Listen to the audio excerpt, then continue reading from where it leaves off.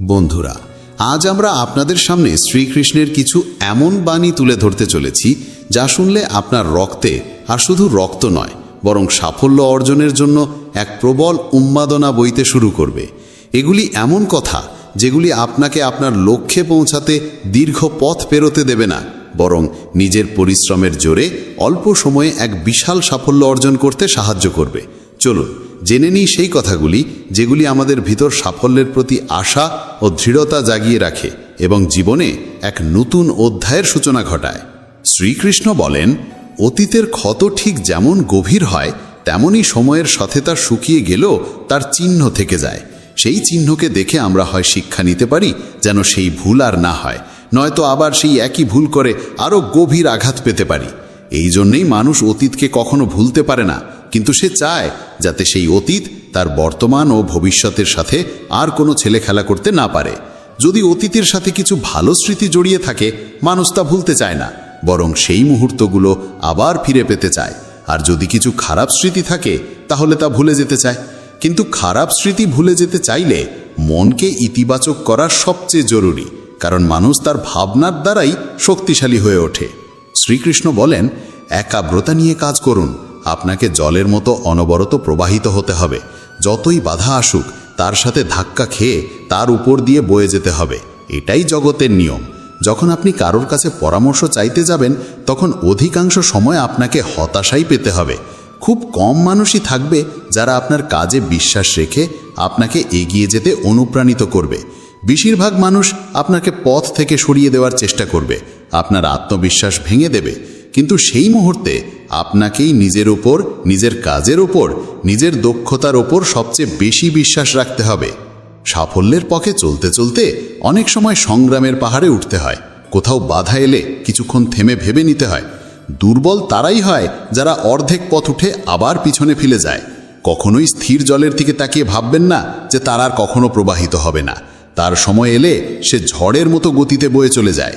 তেমনি যখন আপনার সাহস হারিয়ে যেতে থাকে তখন কিছুক্ষণ থেমে নিজের মনকে বোঝান, চিন্তা করুন, নিজের বুদ্ধি খাটিয়ে আবার এগিয়ে যান।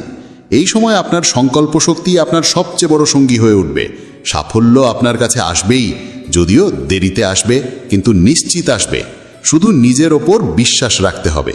শ্রীকৃষ্ণ বলেন, যখনই আপনি কিছু ভালো ও নতুন করতে যাবেন তখন নানা বাধা, নানা খারাপ পরিস্থিতি এসে আপনাকে চ্যালেঞ্জ জানাবে। এমন সব অবস্থার মুখোমুখি হতে হবে যা আপনার আত্মবিশ্বাসকে ভেঙে দেবে। ঠিক সেই সময় কেন ও কিভাবে এই দুটি শব্দ আপনাকে শক্তি দেবে, আপনাকে মানসিকভাবে দৃঢ় করে তুলবে এবং প্রতিটি পরিস্থিতির সাথে লড়াই করার সাহস দেবে। এটাই সেই সময় যখন আপনি নিজেকে চেনার সুযোগ পাবেন, বুঝতে পারবেন আপনার ভিতরের আত্মবিশ্বাস কতটা। এই কঠিন সময় কেউ পুরোপুরি ভেঙে পড়ে, কেউ পথ বদলে নয়, কেউ স্বপ্নই ত্যাগ করে। কিন্তু যে ব্যক্তি সমস্ত কষ্ট বাধা পেরিয়ে সৎভাবে তার কাজ করে যায়, সে ধীরে ধীরে নিজেকে গড়তে থাকে এবং একদিন সেই কাঙ্ক্ষিত সাফল্য অর্জন করে। আমরা অনেক সময় নিজেদের ব্যর্থতার জন্য অন্যদের দোষ দিই। একবার পেছনে ফিরে দেখুন, জীবনে আপনি কি পাননি, কেন পাননি তার প্রকৃত কারণ খুঁজে দেখুন। যদি আপনি অন্য কাউকে দোষ দিতে শুরু করেন তাহলে আপনি সেখানেই জড়িয়ে পড়বেন এবং দেখতে পাবেন না যে আসলে আপনার ভুল কোথায় ছিল। অতীতে যদি আপনি কাউকে নিজের দায়িত্ব দিয়ে দিয়েছেন তাহলে তারও কোনো না কোনো কারণ ছিল। যখন এই কথা আপনার কাছে স্পষ্ট হবে তখনই নিজের দায়িত্ব নিজে কাঁধে নেওয়া শুরু করুন।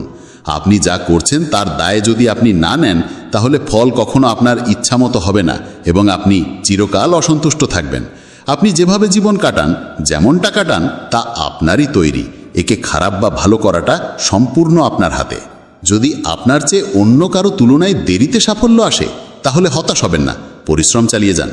যেদিন সাফল্য আসবে সেদিন তা এত বেশি হবে, এত দীর্ঘায়ী হবে যে ভবিষ্যতের প্রজন্মের কাছেও তা কম পড়বে না, বরং দুনিয়া আপনার সেই পরিশ্রমকে মনে রাখবে। সাধারণত যেসব জিনিস খুব সহজে পাওয়া যায় তা তত দ্রুত চলে যায়। তাই ধৈর্য ধরুন, কাজ চালিয়ে যান। এক সময়ের কথা, একটি গ্রামে একটি তরুণ ছেলেকে সবাই তার অলসতা ও কাজ এড়িয়ে যাওয়ার জন্য চিনত। গ্রামের সকলে তাকে আলেসে বলে ডাকত, কারণ সে সারাদিন একটা গাছের নিচে পড়ে থাকত আর শুয়ে শুয়েই নিজের ভবিষ্যৎ নিয়ে ভাবত, রঙিন স্বপ্ন দেখত।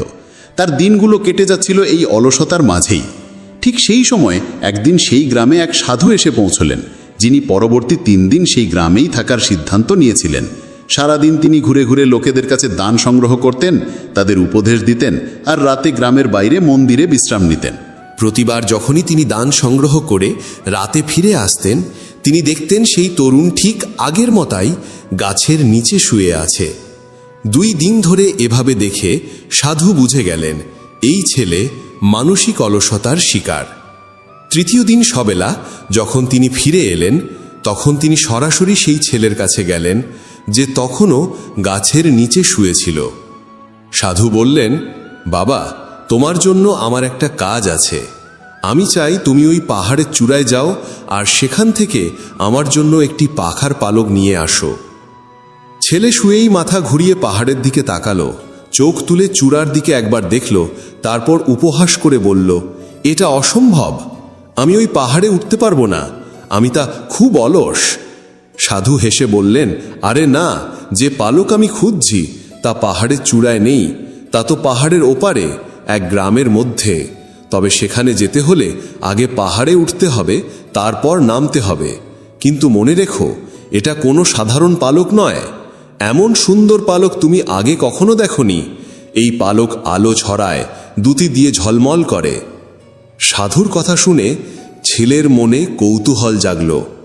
এমন পালক সে আগে কখনো কল্পনাও করেনি। এই রকম এক রোমাঞ্চকর অভিযানের কথা শুনে তার মনে এক অদ্ভুত উচ্ছ্বাসের সৃষ্টি হলো। তাই সে সাধুর চ্যালেঞ্জ গ্রহণ করল এবং পাহাড়ের দিকে রওনা হলো। কিন্তু উঠতে শুরু করতেই বুঝল এটা কত কঠিন। শরীর ক্লান্ত হতে লাগল, দম ধরে রাখা কষ্ট হলো, ঘাম ঝরছিল, কিন্তু সে থামল না। প্রতিটি ধাপে ধাপে সে যেন এক নতুন আনন্দ খুঁজে পেল, একরকম তৃপ্তি যা সে আগে কখনো অনুভব করেনি। অবশেষে কঠোর পরিশ্রম আর দীর্ঘ চেষ্টার পর সে পাহাড়ের চূড়ায় পৌঁছাল। সম্পূর্ণ ক্লান্ত হলেও তার মুখে এক বিজয়ীর হাসি ছিল, যেন কোনো যুদ্ধে জিতে এসেছে। চূড়া থেকে নিচে তাকিয়ে সে এক অপরূপ দৃশ্য দেখল। কিন্তু তার প্রকৃত পরীক্ষাটি তখনও বাকি ছিল, কারণ তাকে পাহাড় থেকে নামতে হবে এবং সেই গুহাকে খুঁজে বের করতে হবে যেখানে পালক থাকার কথা বলা হয়েছিল। নামা ছিল আরও কঠিন, কারণ ঢালটা খুবই খাড়া ছিল। উঠতে গিয়ে সে একাধিকবার হোঁচট খেয়েছে, পিছলে পড়েছে, আর সেই স্মৃতি তখনও তার মনে ছিল। ভয় ছিলই, কিন্তু সাধুকে দেওয়া প্রতিশ্রুতির কারণে সে থামেনি, এগিয়ে চলল।